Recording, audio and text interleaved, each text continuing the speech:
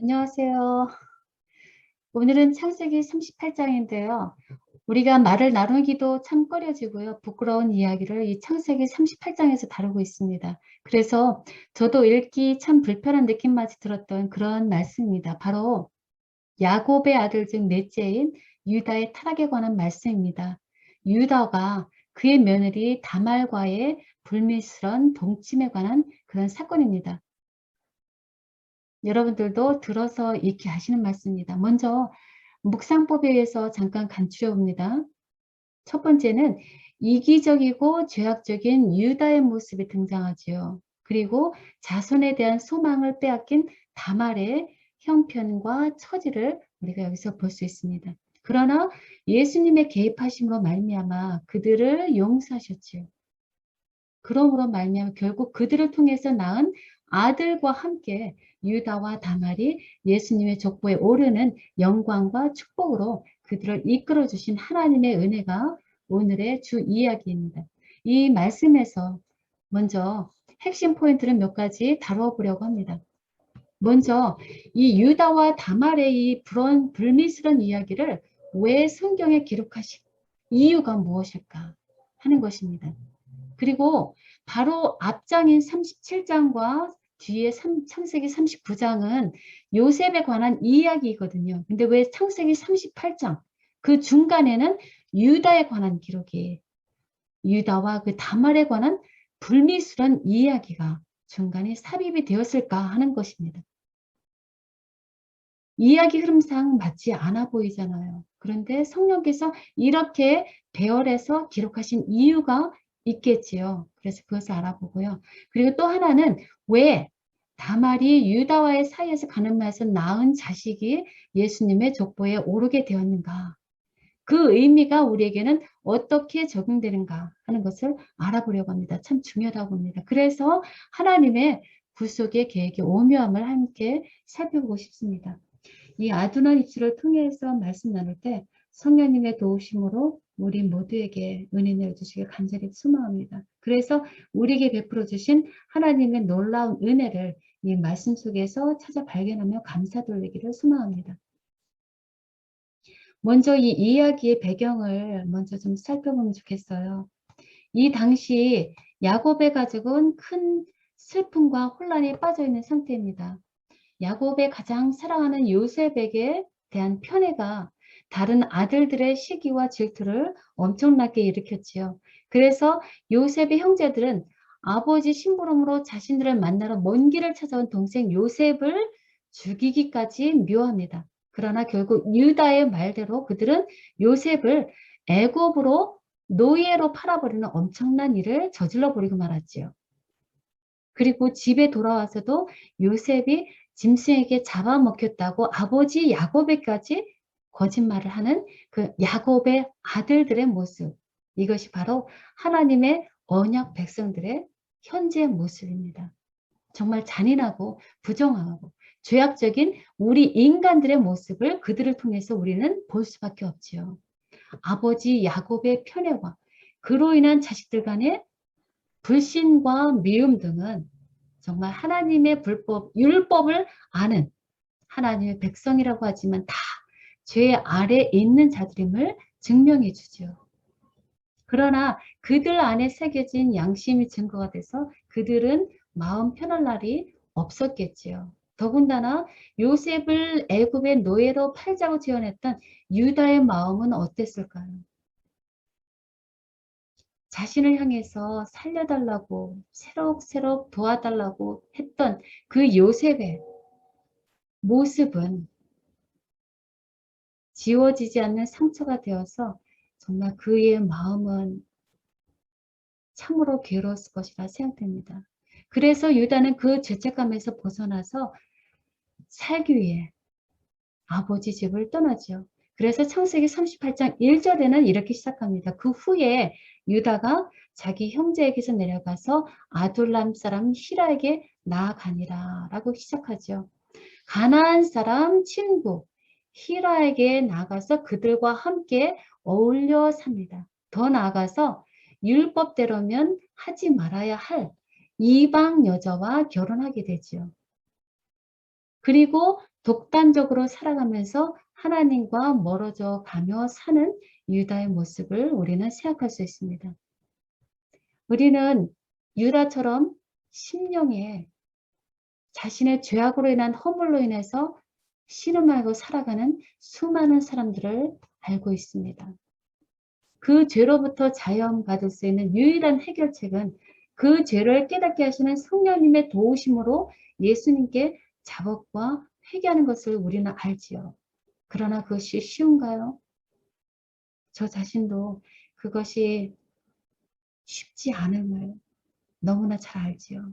그보다는 나의 생각과 계획으로 해결하려는 것이 우리 죄인들의 모습입니다. 그것처럼 유다도 그런 모습을 보이고 있습니다. 그래서 이 유다의 모습은 어쩌면 저의 자화상일 수도 있고요. 여러분들의 자화상일 수도 있습니다. 그래서 유다는 가나안 여자를 통해서 이제 아들 셋을 낳게 되었습니다. 그들의 이름은 엘, 오난, 그리고 셀라라고 하지요. 그 세 아들은 가나안 족속들과 함께 커가면서 하나님의 율법보다는 가나안의 문화와 풍속을 배우면서 자라게 되지요. 그리고 유다는 첫 아들 엘을 위해서 다말이라고 하는 가나안 여자를 데리고 와서 아들과 결혼시킵니다. 그러나 그는 여호와의 목전에 악하였다라고 합니다. 그래서 하나님께서는 그를 죽이셨습니다. 당신의 백성인 유다의 후손으로서 장자 엘은 그 악함으로 여호와로 말미암아 멸망당할 수밖에 없었습니다. 그러자 유다가 둘째 아들 오난에게 이런 말을 합니다. 내 형수에게로 들어가서 남편의 아우의 본분을 행하여 내 형을 위하여 씨가 있게 하라. 이게 무슨 뜻일까요? 참 생소한 말이죠. 이것은 남편이 자식을 남기지 않고 죽었을 때 그 시동생이 과부가 된 형수와 동침함으로 대를 잇도록 하는 그 당시 근동 지방에서 행해졌던 풍속이라고 합니다. 그런데 그것이 나중에는 모세에 의해서 신명기 25장 6절에 하나님의 말씀으로 기록이 됩니다. 그 여인의 낳은 첫 아들로 그 죽은 형제의 후사를 잊게 하여 그 이름을 이스라엘 중에서 끊어지지 않게 할 것이라 라고 하는 계대 결혼이라 불리운 이스라엘의 규례가 됩니다. 자식이 없으면 그의 이름은 당연히 이스라엘 중에서 끊어지게 되잖아요. 그래서 죽은 형을 위해서 그 형수와 동침해서 후손을 남겨주게 했고요. 그 사람을 기업 물을 자, 구속자란 의미로 해서 고엘이라고 불렸다고 합니다. 이것은 하나님의 언약, 창세기 17장 7절에 의거해서 그들의 자손이 번성하도록 섭리하시는 하나님의 약속에 의한 제도였습니다. 이 계대 결혼은 그래서 예수님 당시까지도 존재했음을 우리는 마태복음 22장 25절에서 확인할 수 있죠. 예수님을 시험하기 위해서 찾아온 바리새인들의 질문을 통해서 우리는 확인할 수 있죠. 그렇게 말했죠. 7 형제를 남편으로 둔 아내가 다시 부활하게 되면 누구의 아내가 되리까? 라는 그 문장에서 우리는 계대 결혼이 그때까지도 있었음을 확인할 수 있지요. 그런데 엄연히 말해서 이 계대 결혼이라는 것은 형제를 사랑하라고 하는 하나님의 계명의 실천의 방법입니다. 그래서 가장 가까운 이웃인 형을 위해서 이 제도가 준행되어야 했습니다. 그래서 그 의무를 거절한다는 것은 형의 생명을 구원하기를 거절하는 것과 같다고 합니다. 그래서 오나는 그 형을 위해서 고엘로서의 의무가 있는 것이지요. 그러나 둘째 아들 오나는 어떻게 합니까? 그는 그 씨가 자기 것이 될지 않을 줄 알고 형수에게 들어갔을 때 형애가 아들을 얻게 아니하려고 땅에다 배설해 버렸습니다. 그 의무를 거부한 것이죠. 그 이유는 자신에게 올 수 있는 그 장자권과 땅과 자손을 탐해서 그 씨를 형에게 주지 않은 이기심과 불순종 때문이지요. 그리고 하나님은 그 오난의 속마음을 아셨습니다. 그 일이 악함으로 여호와께서는 그를 또한 죽이셨습니다. 이를 본 유다는 어떤 생각을 했을까요?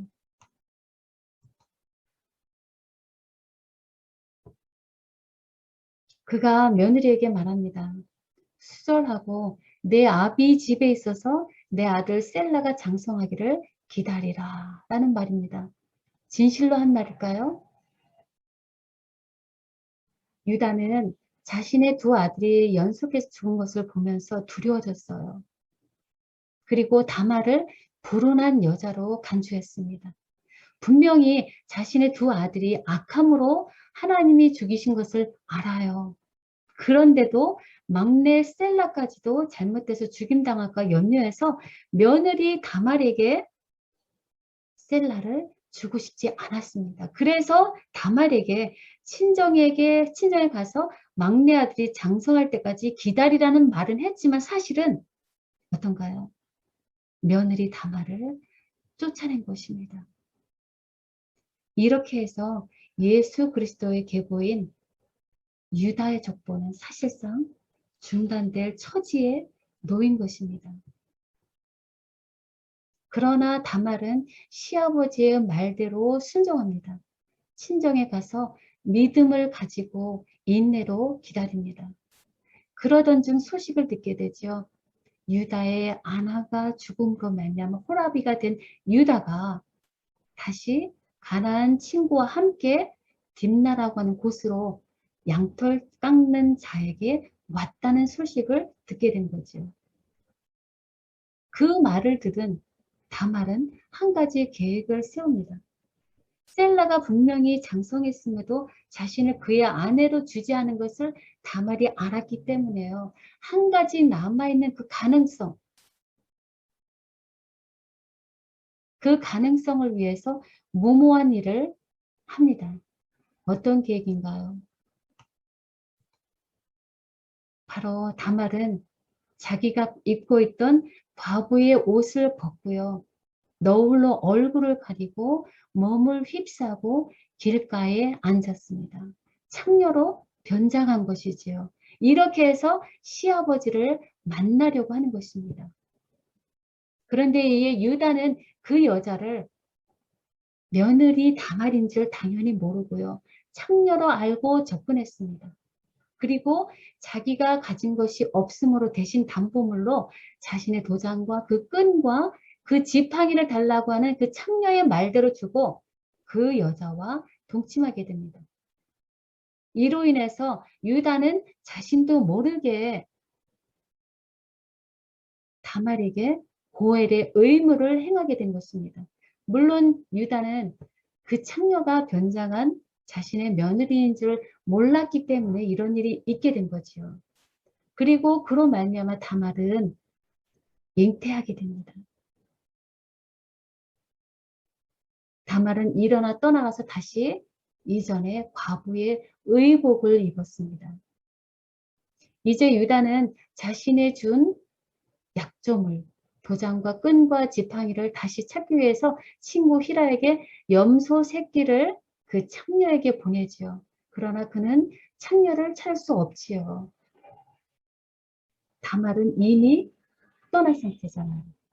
그래서 유다는 오히려 자신의 가늠한 수치가 드러날까서 두려워 포기를 하고 맙니다. 그런데 어떤 소식이 들리나요? 석 달 지나고 나니까 이런 소식이 들립니다. 며느리 다말이 해금에서 잉태했다는 소식이죠. 이때 야곱은 다말에게 어떻게 하면 자신의 아들 셀라를 주지 않을까를 늘 고심하고 있던 차에 며느리가 행음했다는 소식은 불쾌했겠지요. 그러면서도 어쩌면 반가운 소식일 수도 있겠지요. 그래서 그는 말합니다. 그를 끌어내어 불사르라 라는 명령입니다. 얼마나 분노에 찬 무섭고 잔인한 말인가요? 그 당시 간음에 대해서는 일반적으로 돌로 쳐 죽이는 형벌이 있었다고 합니다. 그리고 산 사람을 불살라 죽이는 화형은 어미와 딸을 아울러 근친 상간한 아주 대단한 죄나 제사장의 딸이 행음했을 때에만 해당되는 아주 대단한 중벌에 해당되는 처형법입니다. 그런데 지금 유다는 자신의 며느리에게 그런 중벌을 내리고 있습니다. 그것도 상황을 제대로 확인하지도 않고요. 가문의 어른으로서 마음대로 며느리를 처형하고자 하는 유다의 모습을 보면서 우리는 무엇을 봅니까?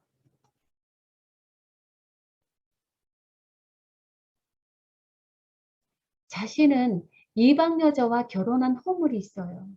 그리고 창녀와 간음한 행음죄가 있습니다. 그럼에도 불구하고 자신의 죄는 덮어두고 다른 사람에 대해서는 참아주지 않고 분노하고 정죄하고 처벌하려고 하는 유다의 모습이에요. 저는 사도 바울이 말이 기억이 납니다. 로마서 7장 17절에 말씀하지요. 내 안에 선한 것이 거하고 있지 아니하다라고 고백한 사도 바울의 말. 우리 인간은 모두 다 어쩔 수 없는 악한 본성을 가진 죄인임을 깨닫게 됩니다. 그러나 동시에 저는 신약에서 어떤 장면을 떠오르게 됩니다. 신약에서 간음 중에 잡혀서 현장에서 끌려와서 예수님 앞에 던져진 그 간음한 여자를 향한 예수님의 모습이요. 예수님은 그때 어떤 마음이셨나요? 그 여자를 향해서 어떤 말씀을 하셨나요? 예수님 말씀하셨습니다. 나도 너를 정죄하지 아니하노니 가서 다시는 죄를 범치 말라. 죄인을 불쌍히 여기셨어요. 나도 너를 정죄하지 아니하노니 가서 다시는 죄를 범치 말라라고 하면서 그 여자를 정죄하지 않으셨어요. 오히려 그 죄를 용서하셨어요. 그리고 후로도 그녀가 죄에 빠져 살지 않기를 간절히 바라시는 마음이 예수님이셨습니다. 그 예수님은 사망에서 생명으로 여인을 구원하셨습니다. 그 예수님과 지금 유다와의 대조적인 모습이 너무나 크지요. 그 두 모습이 오버랩되어서 제 가슴을 막 울려요. 지금 유다에 의해서 다말은 사망에 처해져 있습니다. 그뿐만 아니라 자신 안에 자라고 있는 생명까지도 사망의 위협에 처해져 있습니다. 이 형편을 누가 하실까요? 예수님이 하시죠. 예수님이 다말의 위기에도 함께 하셨습니다.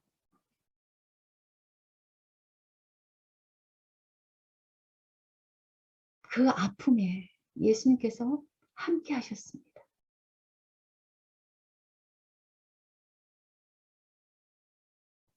이제 다말은 끌려나갈 때 보내어서 시아버지 유다에게 말합니다.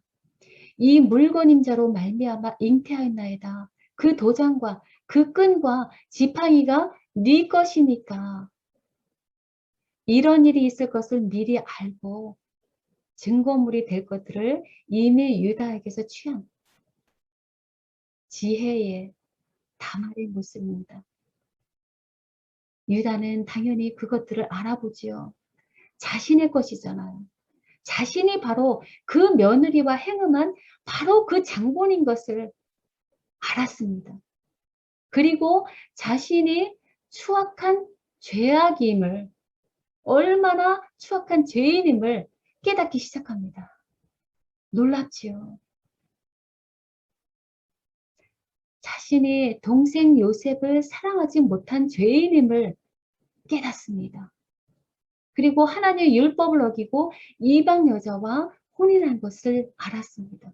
그래서 자식들이 악하여서 하나님께로부터 죽임당할 수 없었던 것이 자신의 죄임을 깨닫습니다. 그리고 아들 셀라와 목숨만을 살리기 위해서, 아들 셀라의 목숨만을 살리기 위해서 며느리에게 주지 않은 자신의 이기적인 마음을 보았을 거라 생각합니다.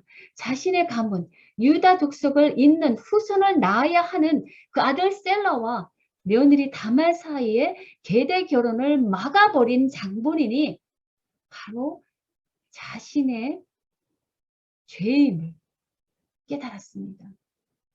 다말의 티끌 같은 죄와 상대적으로 큰 들보와 같은 자신의 죄를 그는 보았습니다. 하나님의 영이 그와 함께 하심이죠. 그는 그 죄에서 숨기지 않았습니다. 그리고 유다는 말합니다. 그가 나보다 옳도다 라는 말입니다.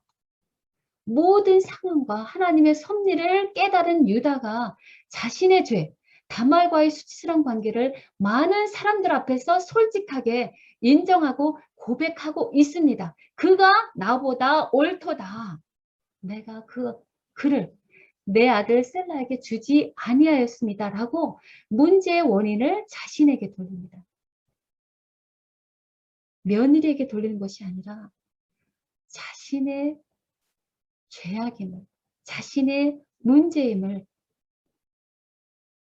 깨달은 것이죠. 그리고 유다는 다시는 다말을 가까이 하지 않은 회개의 증거를 보였습니다. 다말을 가족으로 다시 용서하고 받아들였지만 다시는 가까이 하지 않은 새 삶을 살기 시작했습니다. 유다의 변화를 보여주는 장면입니다. 얼마나 하나님 앞에 귀한 장면인가요? 하나님은 자신의 죄를 자백하면 그 죄를 사하시고 모든 불의에서 우리를 깨끗하게 하신다고 약속하셨지요. 상한 심령, 상하고 통해하는 심령을 하나님께서는 멸시하지 아니하신다고 하셨죠. 자신이 하나님 앞에 죄인임을 정직하게 고백하는 자를 하나님께서는 기뻐 받으시지요. 이렇게 유다가 죄를 회개하며 결단하고 새 삶을 살아가는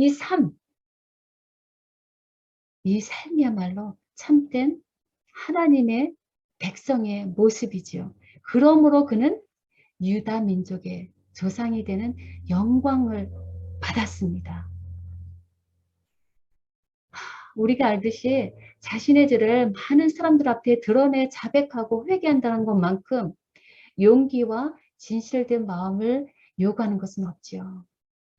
어느 누가 이것에서 자유로울 수가 있나요?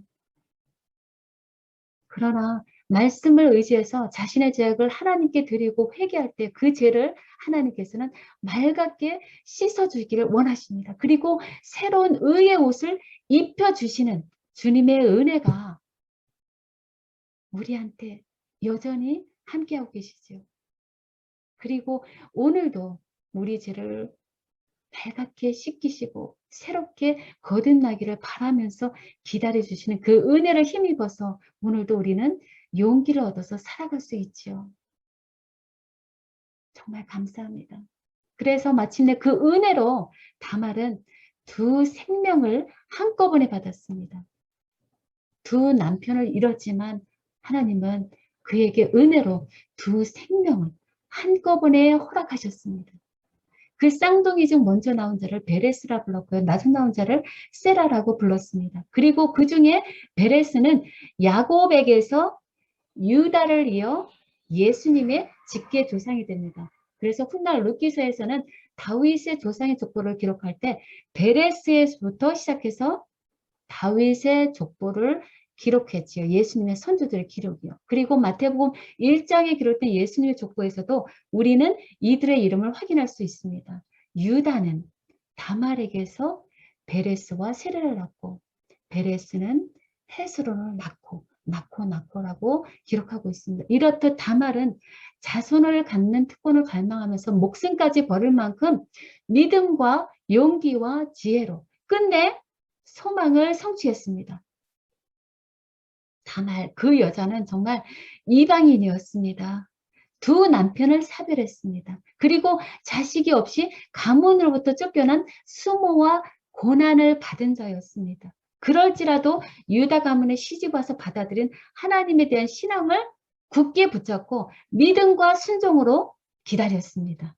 그러던 중 다말에 계획된 이 행위는 윤리적으로 볼 때는 정말 우리가 용납할 수 없는 것이지요. 돌에 맞아 죽음에 처할 죄지요. 그러나 다말은 자신의 부정한 목적으로 간음한 여인이 아닙니다. 유다와 다른 목적입니다. 다말의 행위는 유다 가문의 씨를 이어갈 목적으로 행해진 의로운 행위입니다. 왜냐하면 하나님의 섭리로 하나님에 의해서 선택된 자로서 계대 결혼으로 언약의 후손을 이어가기 위해서 자신의 죽음을 각오한 행위였기 때문입니다. 마침내 그래서 유다로 인해서 그 여자는 베레스와 세라를 낳았습니다. 예수님을 믿음으로 예수님의 혈통에 참여하게 된 자가 되었습니다. 이렇게 해서 유다로 말미암아 베레스와 세라를 낳고 예수님을 믿음으로 예수님의 혈통에 참여하게 된 자가 되었습니다. 그러므로 그는 하나님의 언약에 참여해서 예수님의 족보에 오른 여자들 5명 중에 한 사람으로 영광과 축복의 주인공이 되었습니다. 정말 놀랍지요. 어떻게 이런 일이 가능할 수 있을까요? 그러나 성경은 믿음의 결국은 구원이라고 하셨지요. 그러나 동시에 바울은 말합니다. 너희가 그 은혜를 인하여 구원을 얻었나니 이것이 너희에게서 난 것이 아니요 하나님의 선물이라고 말합니다. 하나님이 사람의 모든 형편을 다 아시고요. 그를 택하시고 사람으로서는 생각지도 못한 방법으로 예수님의 혈통을 이어가게 하신 하나님의 은혜입니다.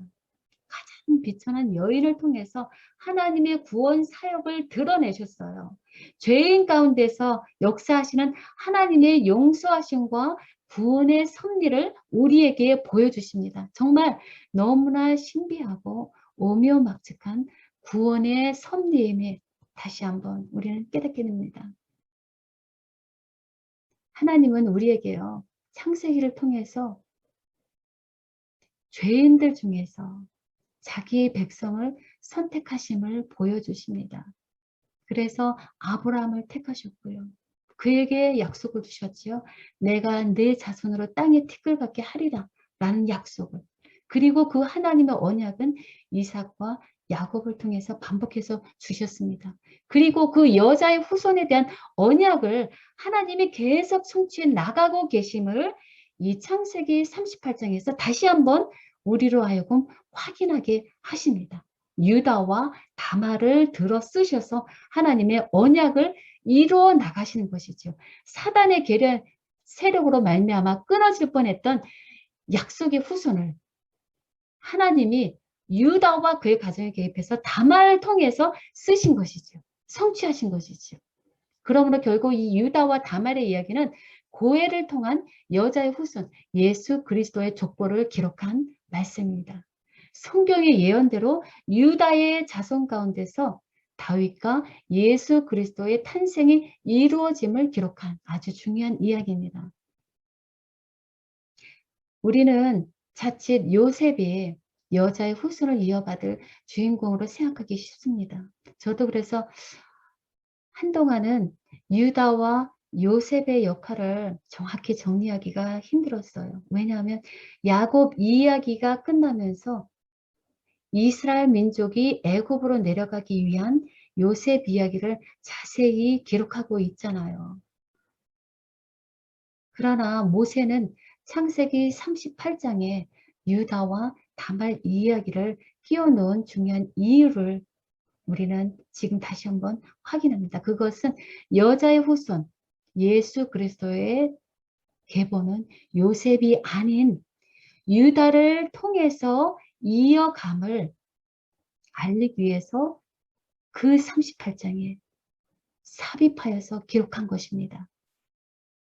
물론 이스라엘의 민족 형성과 출애굽이라는 구원의 큰 흐름은 요셉 이야기로 연결되지요. 그러나 유다를 통해서 언약의 후손을 이어감을 알리고자 하십니다. 그래서 유다의 가족 이야기를 중간에 끼워 놓은 것입니다. 그리고 창세기 49장에서 모세는 아버지 야곱이 유다에게 언약의 후손을 계속할 자로, 계승할 자로 축복을 선언하는 것을 또 한 번 기록하고 있습니다. 우리는 왜 예수님께서 요셉과 같이 겸손하고 온유하고 청렴결백하고 예수님과 가장 닮은 품성인 요셉을 통해서 이 땅에 오시지 않고 유다처럼 정말 죄와 허물진 자를 통해서 태어나셨을까 하는 의문을 우리는 가질 수 있죠. 여러 이유가 있겠지요. 그러나 그 중에서 우리는 어떤 큰 죄를 범한 자라 할지라도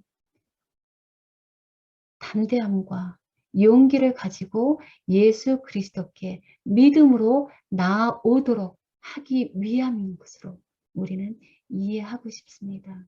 그래서 예수님 말씀하시죠.